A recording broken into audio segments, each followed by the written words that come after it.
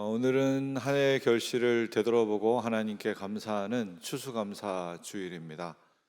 그런데 우리가 교회에서 하는 이 감사는 보통 일반적으로 사전적으로 생각하는 감사합니다 하는 인사로서의 감사, 또 예의로서의 감사를 넘어서는 행위입니다.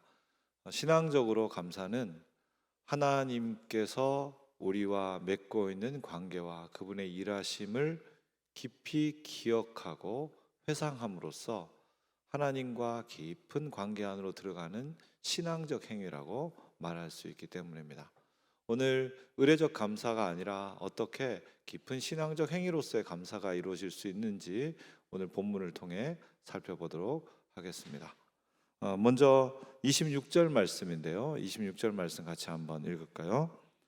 77절 처음 익은 열매를 드리는 날에 너희가 여호와께 새 소재를 드릴 때에도 성회로 모일 것이요 아무 일도 하지 말 것이며 아멘. 오늘 이 본문은 우리에게 감사에서 제일 중요한 것은 받은 양에 대한 고백과 평가가 아니라 하나님과의 관계에 대한 고백과 평가라는 것을 우리에게 말해줍니다.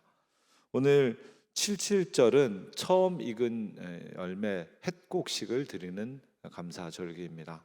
그 감사절기에 오늘 본문 이렇게 말하죠. 너희가 여호와께 새 소재를 드릴 때, 이 새 소재라는 건 새로운 곡식 제사 그런 뜻입니다.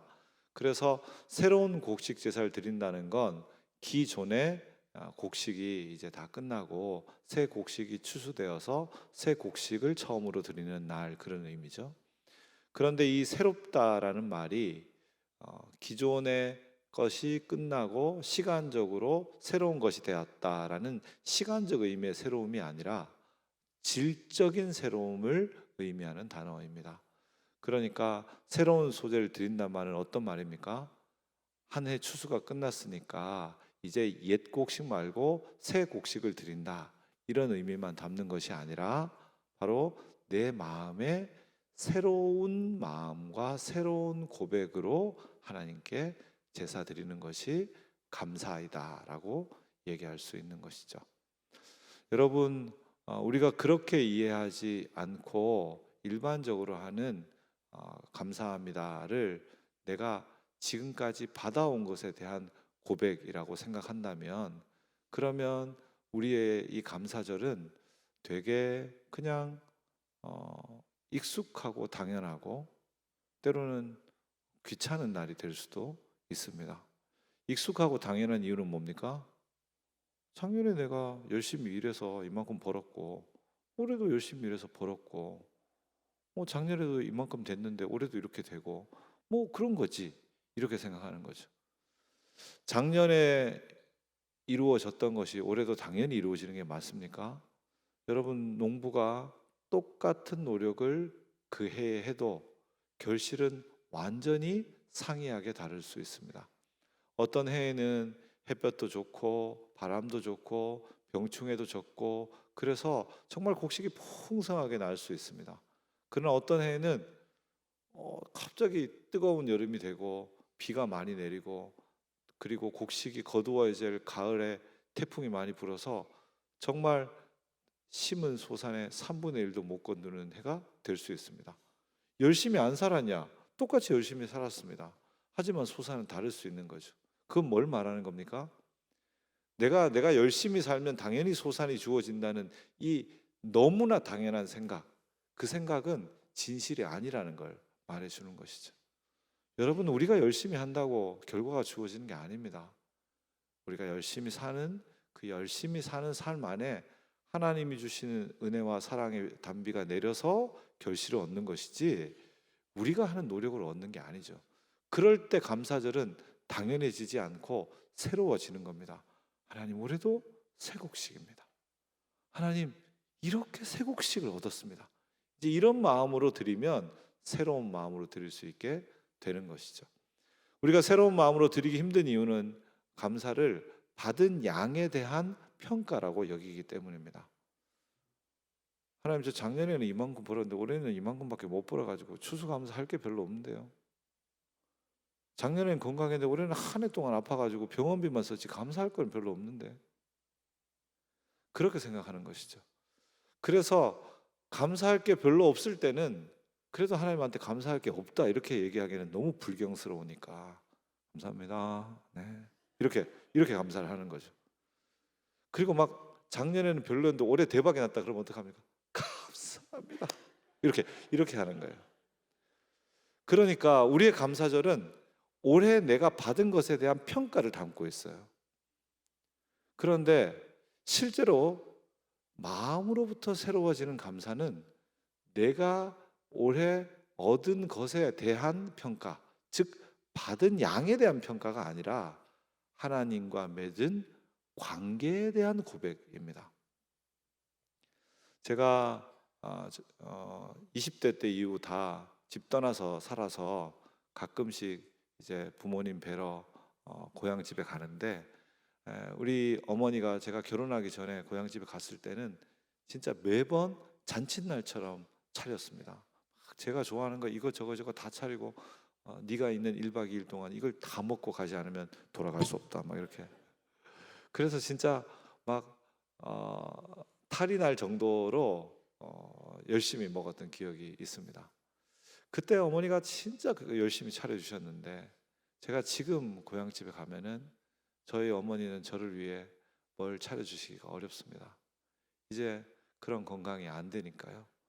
어머니는 그걸 늘 아쉬워하고 늘 미안해합니다. 근데 제가 어머니, 제가 젊었을 때는 상이 부러질 듯 차리셨다가 지금은 음식 하나 제대로 안 차려주시고 애정이 식으셨네요. 이렇게 이야기하지 않죠. 저는 예전에 젊은 날 저를 위해 엄청난 걸 차려주실 때 그 어머니보다 지금 자신의 생애를 나를 위해서 다 쏟고 힘이 빠지고 연약해졌지만은 여전히 아들에 대한 사랑과 미안함과 그리움으로 내 앞에 앉아 계신 어머니만으로 충분히 감사합니다. 어머니가 내어놓는 과일 한 조각, 물 한 잔만으로 충분한 음식으로 여겨집니다. 그러면 저는 양에 대해서 감사를 느끼는 게 아니죠. 뭐에 대해 감사를 느끼는 겁니까?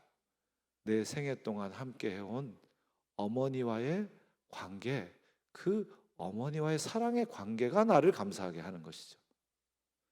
여러분, 감사절은 그런 날입니다. 하나님이 올 한 해 참 안 되는 이 한 해 나와 함께 계셨다는 것이 너무 알아지는 그 하나님과의 관계로 인해 감사하는 겁니다. 올 한 해 다 망하는데 망하는 시간을 버티게 만든 그 하나님, 그 하나님을 바라보며 하나님과 나와의 관계에 대해 감사하는 거죠. 즉 감사는 관계에 대한 고백이지 관계의 언어이지 양을 평가하는 계산의 언어가 아닌 것이죠.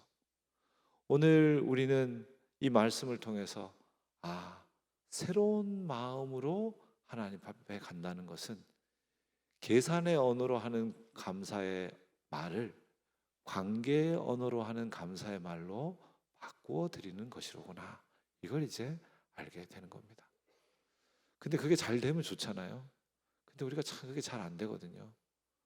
관계로 감사해야지 이렇게 생각하다가도 그렇다고 뭐 올 한 해 안 된 게 하나도 없는데 열심히 준비했는데 시험 다 떨어졌고 그다음에 열심히 사업했는데 사업 완전 망했고 지금 뭐 같이 일하던 사람들 다 그만둬서 나 혼자 짐 다지고 뭐 지금 물속에 가라앉기 직전인데 무슨 감사야 이렇게 생각할 수 있죠.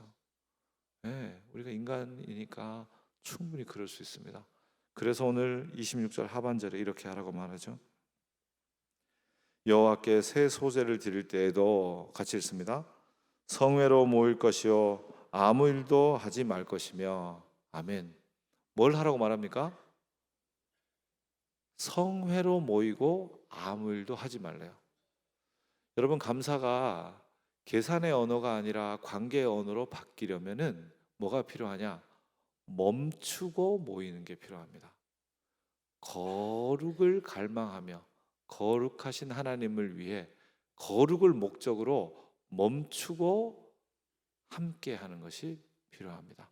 그래야 비로소 새로운 관계 언어로서의 감사가 우리 안에 터져 나올 수 있습니다. 여러분 예배 때 앉아 계시잖아요. 주일이 되어서 예배하는 게 아니고 여러분 안에 있는 움직임을 멈추는 날입니다. 오늘 이 날은 우리는 일반적으로 하나님이 주시는 시간 안에 살고 있다고 인정합니다. 하나님이 호흡을 주셔야 살고 하나님이 자각을 주셔야 깨닫고 하나님이 움직이게 하셔야 손과 발도 움직인다. 이걸 우리가 다 알고 있습니다. 즉 하나님이 주시는 시간 안에 내가 사는 거죠. 그 시간 안에 내가 무엇을 하고 뭘 준비하고 어떻게 살고 이렇게 하나님의 시간이 흐르고 그 안에 내 시간도 흐르는 거예요. 그걸 우리가 다 인정하고 있습니다. 그러나 내 시간을 기억하고 계획하고 뭐 이게 너무너무 집중되어 있기 때문에 하나님의 시간이 흐른다는 것 자체를 별로 생각하지 않은 채 내 시간의 리듬이 생애의 전부인 것처럼 생각하며 살게 됩니다. 마치 예수 안 믿는 사람들이 생각하고 따라가는 그 리듬을 우리도 모르게 따라가게 되는 거예요. 내가 이루어야 될 욕망과 붙잡아야 될 집착과 놓으면 안 될 것들과 안 될까 봐 불안한 것들과 이런 것들로 우리 머리가 가득 차 있어요. 그래서 실제로 예배 때 와서도 주식 거래하거나 이메일 답장하거나 인터넷 검색하거나 그런 분들이 생각보다 많습니다. 멈추지 못하는 것이죠. 그런데 주일에 예배하면서 완전히 딱 나 자신을 풍성하게 만들 수 있는 나의 시간이 흐르는 모든 것을 멈춤으로써 내가 이렇게 멈추고 있어도 내가 호흡하는구나. 아니 내 시간이 흐르는구나. 내가 이렇게 가만히 있는데도 세상은 다 돌아가고 다 움직여 가는구나. 내 시간이 내 인생과 내 삶을 책임지는 것 같았는데 그거 아니구나. 하나님의 시간이 흐르는구나. 이걸 이제 그때 알게 되는 것이죠. 그래서 주일은 자가 발전적 노력으로 인생을 해결하려는 나의 시간이 멈추어지고 은혜로 흐르는 하나님의 시간을 느끼고 발견하는 그런 날입니다. 그렇게 멈추었을 때 비로소 내가 뭐 해서 내가 뭐 됐지라는 생각으로부터 비로소 벗어날 수 있는 거예요. 근데 그렇게 있다고 완전히 벗어나지냐? 그렇지는 않죠. 머릿속에 막 돌아가고 있죠. 그죠? 가만히 있어도 막 돌아가고 하나님 이야기를 하다가 하나님이 이런 은혜를 주셨어요. 그래서 제가 이번에 직장이 됐는데 아니면 집을 옮겼는데 아니면 이런 일을 했는데 이걸 시도했는데 그러면 나는 왜 안 그렇지? 근데 나는 왜 이렇지? 이거 하려면 어떻게 되지? 또 그런 방식으로 막 돌아가요. 마음이. 우리 마음 안에 그게 다 차 있기 때문에 그런 방식으로 막 돌아가죠. 그래서 어떻습니까? 마음의 방향을 바꾸는 게 필요합니다. 누굴 향해서? 하나님을 향해 바꾸는 게 필요하죠. 성회라는 것은 그런 겁니다. 거룩함을 갈망하려고 모이는 모임이죠. 여러분 우리가 하는 이 예배도 마찬가지입니다. 교회를 유지하고 움직이기 위해서 모이는 게 아니죠. 거룩한 하나님을 향하려는 사람들이 여기 지금 이렇게 모여 있는 것이죠. 거룩한 성회로 모이는 동안 우리는 강자가 약자를 이끌고 가는 세상 같지만 강자와 약자가 어우러져 함께 가는 세상이라는 것을, 높은 데가 모든 걸 지배하는 세상 같지만 높은 곳에 있는 물이 낮은 곳으로, 산 위에 있는 바람이 골짜기로 불어가면서 이 땅이 움직여간다는 사실을 알게 됩니다. 그 거룩이 살아있는 세상을 진짜 볼 수 있는 눈을 우리에게 선물하는 거예요. 그러면 그때야 비로소 하나님, 나는 현재 골짜기에 있지만은 높은 곳에서 바람이 불어오게 하셔서 감사합니다. 하나님, 지금 저는 골짜기의 가장 밑바닥에 있지만은 이곳에 있는 물이 증발되어 저 구름 하늘 위로 올라가듯이 하나님께서 나를 그렇게 올라가게 하실 줄 믿습니다. 이 하강과 상승, 십자가와 부활이라는 하나님의 다스림을 터득하게 되는 거예요. 거룩한 모임 안에 있을 때. 그리고 거룩을 향할 때 우리는 그걸 터득했기 때문에 비로소 우리의 삶을 하나님의 관점에서 바라보고 그 넓은 관점으로 삶을 이해함으로써 지금 현재의 실패와 고난과 상관없이 하나님께 감사할 수 있게 되는 거죠. 여러분, 그래서 주일이 되게 중요하고 그리고 예배가 되게 중요합니다. 예배는 멈추는 자리, 그리고 거룩을 향한 함께하는 사람들과 거룩을 맛보는 자리여야 합니다. 여러분, 그런 예배를 사모하십시오. 그런 예배를 준비하십시오. 허겁지겁 막 오지 마시고 오셔서 멈추는 것을 경험하십시오. 끝나면 막 미친 듯 달려가지 마시고 멈추고 있다가 함께하는 형제들과 거룩을 갈망하는 시간과 거룩을 공유하는 시간을 좀 갖고 그리고 돌아가십시오. 그것이 여러분을 감사로 채워가고 감사가 터져나오도록 만들어가게 될 것입니다. 그런 감사를 맛보면서 예배하는 사람이 감사로 예배할 때 무엇이 있어야 하는지 이 제사의 제물 세 가지의 특징을 이야기하면서 예배의 세 가지 꼭 필요한 특징을 말해줍니다.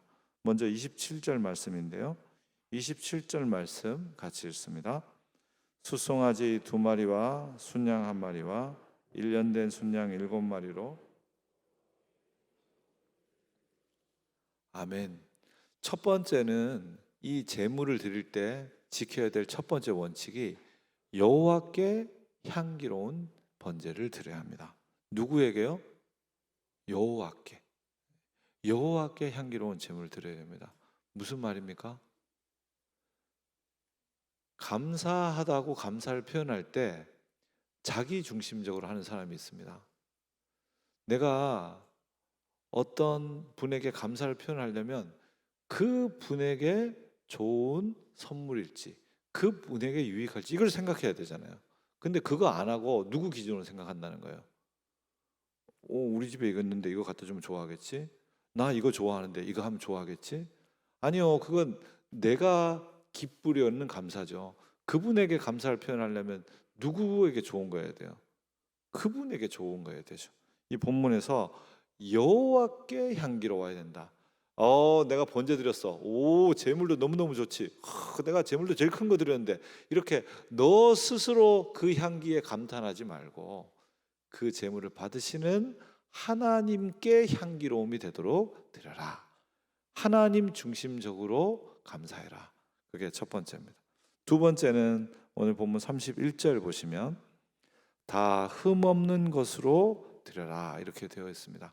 흠없다는 것은 온전하다, 진실하다라는 탐임이라는 단어입니다. 그러니까 하나님께 드리는 제사가 어찌해야 된다는 말입니까? 진실해야 된다는 거죠. 여러분, 그래서 때로는 하나님께 하나님 정말 감사하기 어렵습니다. 이게 감사 고백입니다. 감사 안 되는데 감사합니다. 네, 감사. 이렇게 하면은 진실하지 않죠, 그죠? 우리는 진실하지 않게 감사하는데 익숙합니다. 진짜 감사하지 않은데 감사해요, 감사해요. 네, 뭐 그렇게 할 때가 있으니까요. 그런데 하나님께 하나님, 나는 올 한 해 참 고통을 겪어와서 하나님이 나를 돌보신다는 사실을 받아들이지만은 하나님께 감사할 만큼 마음이 터져 나오지가 않습니다. 하나님, 나는 참 감사하기 어려운데 내 마음에 깊은 감사가 나오도록 은혜 주십시오라고 하면 그게 뭐가 되는 거예요? 나도 감사하고 싶습니다. 그게 감사 고백이에요, 사실은. 그래서 진실한 마음이 드려지는 제사를 드리라는 거죠. 세 번째는 31절 하반절에 이렇게 나옵니다. 상번제와 그 소제와 전제 외에 그것들을 드릴 것이니라. 여러분, 원래 상번제, 하번제라고 제사가 아침과 저녁에 드려야 되는 제사가 있습니다. 그 아침과 저녁에 드려야 되는 제사는 뭐 어린 양 드리고, 그 다음에 소제, 곡식으로 된 제사를 드리고, 그 다음에 전제, 부어 드린 제사를 드리고, 이렇게 매일 드려야 되는 제사가 아침 제사, 상번제, 하번제, 아침 저녁 제사가 있어요. 근데 그 제사를 드리는 것 외에 그런 뜻입니다. 여러분 27절 보십시오. 숫송아지 2마리와 순양 1마리, 1년 된 순양 7마리를 드립니다. 그리고 나서 28절 소제를 드리는데요. 숫송아지 1마리에는 10분의 3, 순양 1마리에는 10분의 1, 어린 양 7마리에는 어린 양 한 마리마다 10분의 1의 곡식을 더하여 드립니다. 그리고 30절 속죄를 위하여 염소 한 마리를 드립니다. 이거를 아침 저녁에 드리는 제사에 추가해서 드리라 그런 말이죠. 그래서 이 외에 드린다는 표현을 다른 새한글 세번역 성경은 더하여 또는 덧붙여라고 번역하고 있습니다. 더 드리라 그런 말이죠. 여러분, 우리는 더 드려야 할 때 아침에 이만큼 드리고 저녁에 이만큼 드리면 뭐 거의 뭐 양도 비슷하고 내용도 비슷한데 몇 개만 추가해서 싹 드리면 되지 않나? 이렇게 생각하게 될 때가 있습니다. 그럴 때 우리의 속마음은 뭡니까? 어떤 마음일까요? 여러분은 그런 마음을 가져본 적도 없군요. 네. 아까운 마음입니다. 아까운 마음이 드는 거예요. 여러 가지로 말할 수 있습니다. 아니, 상번제, 하번제와 절기제사가 하루에 드리면 한 제사니까 하나로 통일되는 게 좋겠습니다 부터 시작해서 여러 말을 할 수 있지만 근원 안에 있는 마음은 뭐냐? 아까운 마음입니다. 하나님께로부터 받았다고 말하지만 그러나 아까운 거예요. 제가 첫 직장을 갈 때부터 이렇게 새로운 터전으로 옮기면 거기에서 받는 첫 사례를 하나님께 첫 제물로 드렸습니다. 제가 어릴 때 부모님으로부터 그렇게 교육받았고 저도 그것이 맞다고 생각해서 그렇게 했는데 하나님께서 참 어여삐 보아주셔서 내 길을 인도해 주셨다고 믿습니다. 그런데 첫 직장에서 그렇게 하는 거는 괜찮았는데 이게 이제 계속 이렇게 옮길 때마다 계속 하다 보니까 나중에는 어떻게 됐겠어요? 이게 금액이 커져요. 이제는 금액이 커지니까 하기가 쉽지가 않은 거죠. 아니, 갈 때마다 이게 처음에 직장을 잡았을 때 하는 것이 첫 열매란 뜻이지. 아니, 그럼 이직할 때마다 하면 그럼 호봉 오르면 맨날 하나? 아니 세금 줄어들면 맨날 하나? 이게 너무 바리새적으로 생각하면 안 돼. 그 뜻이 중요한 거지라는 생각이 든단 말이에요. 맞는 말이죠. 신앙적으로 충분히 생각할 만한 생각입니다. 오히려 외적인 신앙적 관습에 묶여서 과도하게 그렇게 묶여 있는 건 아닌가 생각해 봐야 될 문제죠. 그러나 그 마음의 안에 있는 마음은 뭡니까? 아까운 마음이에요. 조금 덜 해도 괜찮을 것 같은 그런 마음이죠. 여러분이 모든 걸 쏟아부어도 아깝지 않았던 시간들은 언제입니까? 자녀가 태어났을 때, 연애를 시작했을 때, 그럴 때는 모든 걸 쏟아도 하나도 아깝지 않습니다. 그러나 그 뜨거웠던 사랑이 식고 나면 내가 너한테 준 게 얼만데, 네 생일에 내가 30만 원짜리 가방을 선물했는데 5만 원짜리 청바지가 웬 말이냐 이런 생각이 드는 거예요. 그게 계산이 되기 시작하면 어떻게 된 거예요? 그 뜨겁던 사랑은 이미 식은 거죠. 우리가 예수로 말미암아 구속받고 예수 아니었으면 죄에 묶여서 그 불안과 두려움과 저주와 자신의 삶을 갉아먹는 삶을 살았을 텐데 주님이 주시는 이 복음의 자유가 얼마나 큰가. 내가 예수로 새로 살았구나. 이 감격이 막 가득할 때는 하나도 아깝지 않아요. 드리고 더하여 드리고 드리고 더하여 드리고 교회 헌금 봉투가 왜 이렇게 적어? 맨날 작정하면 좋겠다 이런 생각이 드는데 그런 마음이 식고 나면은 교회는 헌금 받는 곳인가? 봉투가 왜 이렇게 많을까? 이런 생각이 들어요. 더 드려도 아깝지 않을 만큼의 깊은 감격, 그것으로 재물을 바치라는 거죠. 이렇게 세 가지 하나님께 감사드릴 때의 태도, 너 중심적으로 만족하지 말고 하나님이 만족할 만한 감사를 드려라. 그리고 너 자신의 마음 상태를 왜곡하지 말고 진실한 마음으로 드려라. 그리고 더 드려도 아깝지 않을 만큼의 감격으로 드려라. 그렇게 제물을 드리는 사람들은 이 감사를 통해서 뭘 맛볼 수 있냐? 오늘 이 77절은 7개 49잖아요. 그래서 헬라어 성경으로는 펜타 코스트, 이 오순절이라고 번역되기도 했습니다. 오순절은 감사절이면서 동시에 성령 강림절입니다. 예수님께서 오순절에 성령 강림될 것을 기대하시면서 너희가 기도함으로 성령을 기대해라고 말했고, 오순절에 성령 받은 사람들이 복음을 전해서 복음이 온 세계로 펼쳐나가는 놀라운 역사가 일어났습니다. 너희가 믿는 그 하나님 나라 복음이 온 세계를 향한 복음이라는 것을 오순절에 발견할 수 있게 된 것이죠. 여러분, 우리가 가지고 있는 생각들, 또 우리가 가지고 있는 마음들은, 감사는 과거에 대한 반응이라고 생각합니다. 그런데 감사는 과거에 대한 반응만이 아니고 미래에 하나님이 행하실 것, 과거를 이렇게 돌보아 오셨다면 내 미래를 이렇게 책임져 주실 것이라는 것을 말씀하시는 것을 확신하는 예언적 행위라고 말할 수 있습니다. 앞으로 이렇게 될 거야 라고 말하면 우리가 예언이라고 말하잖아요. 하나님이 내 인생을 돌봐 주실 거야 라고 하면서 하는 감사는 일종의 예언이 되는 것이죠. 오늘 이 세 가지 원칙에 따라서 하나님께 감사하는 사람은 자신의 과거를 반응하는 사람으로만 사는 것이 아니라 자신의 미래를 이루어 주실 하나님의 예언을 성취하는 자로 살아가게 되는 것이죠. 사랑하는 여러분, 오늘은 감사 주일입니다. 여러분이 받은 것을 계산하고 하나님께 최소한 성의 표시 정도는 하는 그런 날이 아니고, 하나님과 내가 어떤 관계를 맺어왔는지를, 그분이 나를 위해 어떻게 내 곁에 계셔 오셨는지를 기억하고 그 관계를 고백하는 날입니다.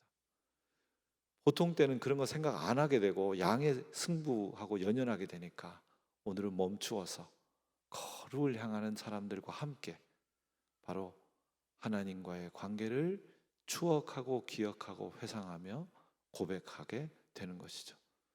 그렇게 그 관계를 고백하는 사람은 어떻게 제사하냐? 하나님 중심적으로 하나님이 기뻐하게, 자신 안에 있는 것을 아주 진실하게 더 드려도 될 만큼의 깊은 감격으로, 지금 이 감사가 과거에 대한 반응일 뿐 아니라 미래에 대한 예언이 되도록 감사합니다. 그런 감사가 오늘 이 감사주일 여러분에게 있기를 바랍니다. 기도하겠습니다. 하나님 아버지, 오늘 받은 것을 계산하고 그것에 반응하는 것이 이 땅의 도리고 예의인 세상에서 우리 가슴속으로부터 깊이 터져 나오는 하나님과의 관계의 고백으로서 감사함으로 우리의 인생을 이루어 가실 예언을 성취하는 감사자로 살게 하십시오. 예수님 이름으로 기도합니다. 아멘.